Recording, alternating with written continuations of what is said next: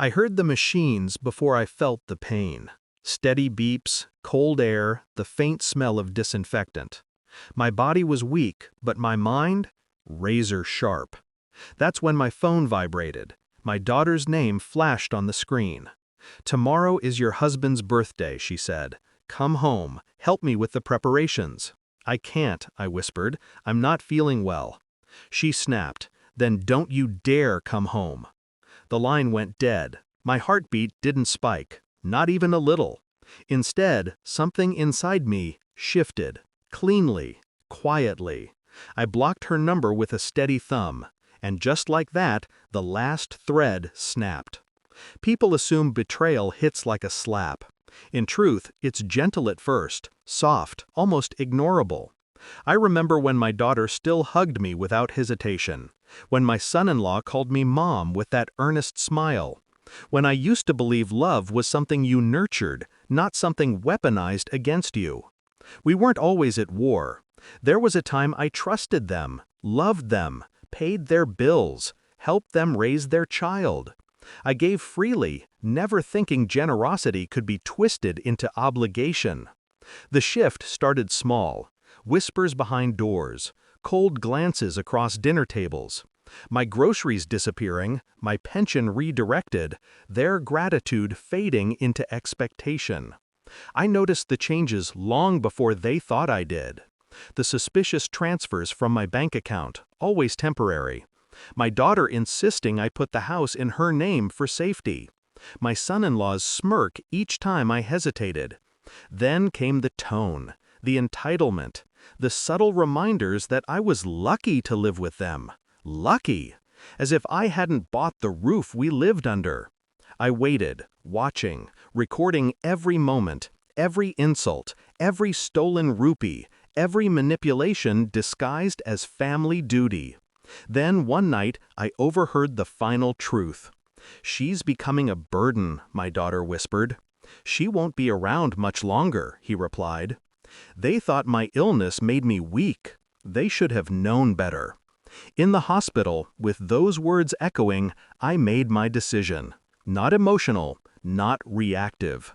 Strategic. Step 1, silence. Blocking her number wasn't an act of anger, it was the first move. Step 2, recovery. A week later, the doctor looked surprised when I asked to be discharged early. Determination heals faster than medicine. Step 3, return. I didn't warn them I was coming home. I walked through the door with my medical file under my arm and a stillness that made my son-in-law pause mid-sentence. "You're back," he muttered. I didn't answer. I went straight to my room in my house, and locked the door. The real work began that night. First, I contacted a lawyer. The documents I had collected were more than enough. Bank statements, voice recordings, medical reports, proof of financial abuse. He listened, eyes widening.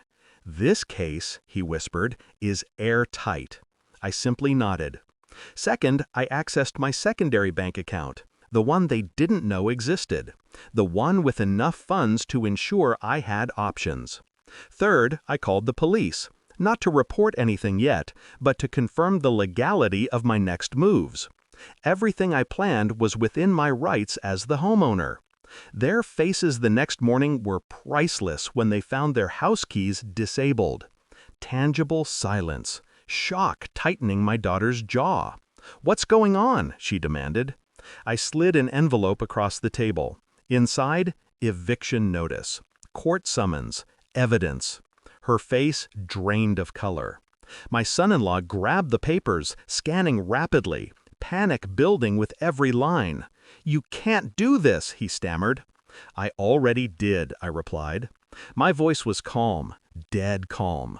The kind of calm that comes only after you've stopped caring about someone's comfort. They tried pleading, begging, blaming each other. I didn't budge, not once.